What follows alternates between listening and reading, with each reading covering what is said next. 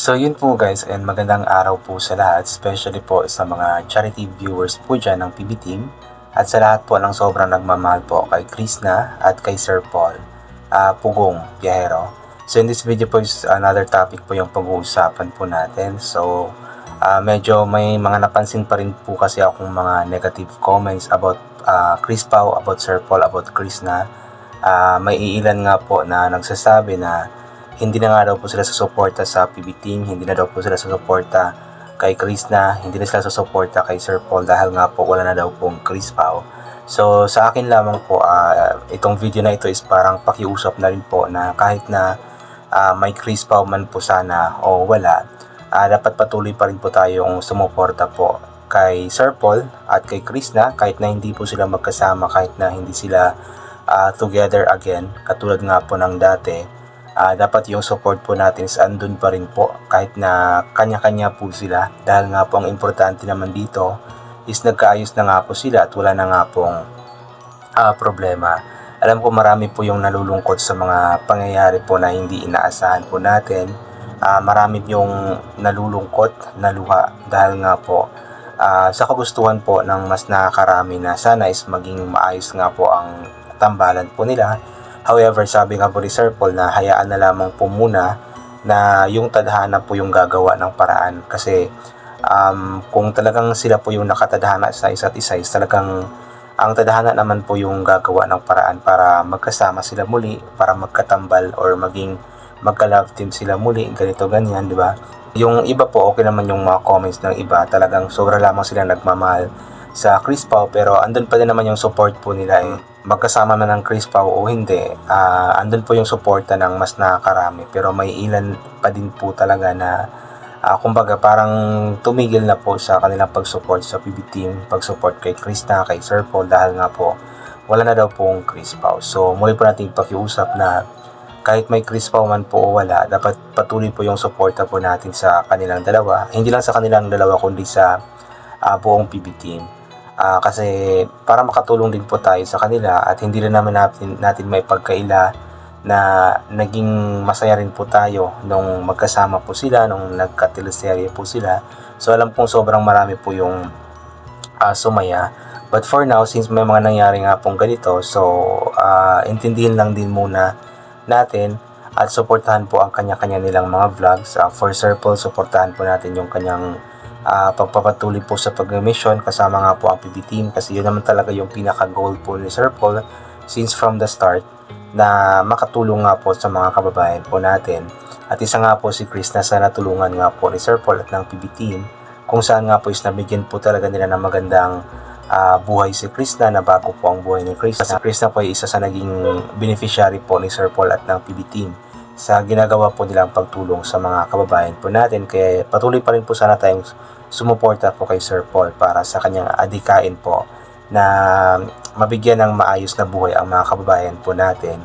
And for Krista naman po, alam po natin na nag-vlog po siya para matupad po yung mga pangarap po niya sa kanyang pamilya. So sana i-support pa rin po natin always po siya. Huwag po tayong tumigil sa pag-suporta po sa kanya. Huwag po nating sabihin na dahil hindi na sila kasama ni Sir Paul, ay hindi na po tayo susuporta po sa kanya. So hindi po yun tama, hindi po yun ganon. Lagi pong sinasabi ni Sir Paul na always pa rin pong suportahan si Chris na kasi malaki po ang maitutulong ito sa kanya at sa kanyang pamilya. So sana is kung talagang mahal po natin si Sir Paul, sana sundin po natin iyon. And yun nga po, yung mga negative comments is itigil na po natin yung mga negative comments para hindi na po masyadong naiga po yung paligid po natin. Marami tayong nababasa mga negative pa din kahit papano. Mostly naman is mga positive, pero mayroon talagang mga iilan na nagko-comment ng negative, especially yung mga below the belt na andyan pa rin po sila. Nagko-comment pa rin po ng mga hindi maganda na humihiling po ng mga ganito ganyan, which is mali po yun kasi kahit ano man po yung mga nangyari, so wala po tayong karapatan na hilingin po or ipagdasal po ang kapahamakan ng isang tao, kasi unang-una is hindi po tayo kasama or kasali sa naging issue po nila, mga viewers lamang po tayo. Pangalawa, manood na lamang po tayo sa mga vlogs po nila, kanya-kanyang vlogs po nila. Panoorin na lamang po natin, suportahan po natin para makatulong din po tayo sa kanila. Basta ang sa akin lang, May Chris Pao man o wala, ay support pa din po natin sila Sir Paul at si Chris na. Ang importante is nagkaayos na nga po sila at wala na nga pong problema sa bawat isa.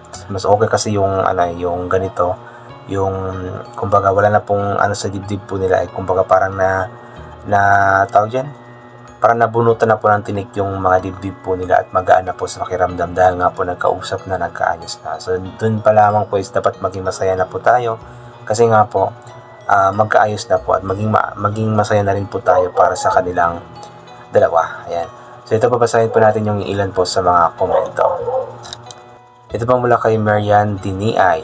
Kahit walang Chris Pao, nakasubaybay na ako sa iyo Sir Paul sa PB Team noon pa 2019. Masaya naman kayo. Ayan. So napaka-solid na supporter po itong si Ma'am Marian siguro. From 2019, so since nag-start yung pandemic siguro, parang andyan na po si Ma'am na sumusuporta. Faye Vivar Fukuda, OMG, di ko mapigil yung luha ko sa dulo for the both of you. I hope whatever happens behind the camera will heal in time and maging okay na talaga kayong dalawa. I am solid Pugong Biyahero fan during COVID days pa, and isa din ako sa kinig at fan ng Chris Pao. Mahalagpasan nyo rin po yan, and yung nag-usap na kayo was the first step to everything. God bless you always Sir Paul and Chris. Now we'll still continue to support you both. Ayan, ito yung maganda na supporter, yung patuloy naman pong sumusuporta sa kanilang dalawa ba. Hindi tulad sa iba na yung isa lamang yung sinusuportahan, yung iba is hindi na sumusuporta. So hindi po yun tama. So dapat support pa rin po always tayong dalawa. Although sinasabi naman po natin na may karapatan po tayong suportahan yung kung sino yung gusto natin suportahan, pero mas maganda yung suportahan natin pareho para happy lang ba. Joy Calipos, kahit wala ng Chris Pao at Sir Paul, basta maging okay lang kayo, always magkasama sa vlog nyo, okay na ako Sir Paul. God bless Sir Paul sa buong team ng PB. Lagi kayong mag-iingat saan kayo magpunta. Yun po yun, kahit na wala na pong Chris Pao, kahit wala na pong tambalang Chris Pao, ang importante is okay na nga po silang dalawa. Yung wala na pong problema, at mas masaya kung magkasama silang muli sa vlog. Alam ko naman mangyayari po iyon in the near future, so hindi pa man sa ngayon, pero alam kong mangyayari po iyon.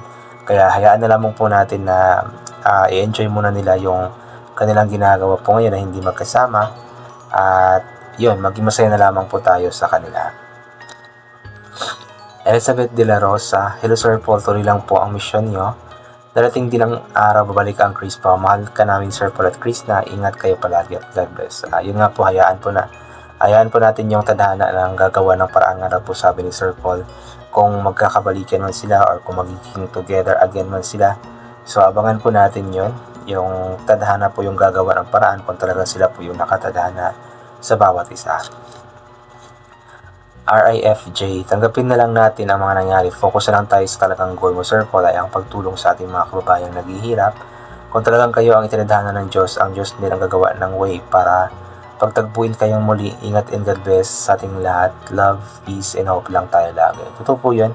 Kung talagang sila po yung itinadhana nga po ng ating Panginoon, ng ating may kapal, ay mismong ang Diyos po ang gagawa ng paraan para muli silang magkatagpo, magkasama. At abangan po natin na mangyari po iyon. For now, support na lamang po natin yung kanya-kanyang ginagawa po nila sa kanilang mga vlogs. Lorna Lauzon, ayan, kahit ano man po ang mangyari, support lang po ako sa inyo Sir Paul at sa buong PB team. Focus na lang po sa pag-mission. Marami po ang matutulungan ninyo at nabibigyan ng pag-asa sa buhay na walang araw matutupad nila kanilang mga pangarap. Yun po, maganda po yung ginagawang mission nila Sir Paul kasi talagang hindi lang po financial yung itinutulong po nila, kundi maging moral support, spiritual support. Talagang binibigyan po nila ng pag-asa yung mga tao. Especially yung mga katutubo po, mga kabataang katutubo na gusto talaga makapagtapos ng pag-aaral. Talagang binibigyan po nila ng pag-asa na makapag-aral sa tulong po ng mga sponsors. Ito naman po mula kay Nora Dima, kahit wala na Chris Pao, support pa din ako sa iyo Sir Paul. Panalangin ko na sana makatapos ka din ng kabiyak ng puso mo. Makatapos, baka makahanap din yung ibig sabihin po niya. Ito naman po mula kay Yana Heller. Ayan, umiiyak na naman ako. Never ako umiyak sa artistang Love Team. Pero sa Chris Pao na lang talaga ako. Sobrang nasaktan na tumiiyak. Ang sakit sa puso. Hoping and praying pa rin kami na kayo ang itinadahan ng Sir Paul and Krishna. Yan. So naiintindihan po natin yung mga taong sobrang nasaktan po talaga. But then, for now, ipag-pray na lamang po natin na maging maayos po silang dalawa or silang lahat at maging successful po yung mga ginagawa po nila araw-araw. Ayan. So yun po, I think hanggang dito na lamang po muna ito. God bless po and bye for now po.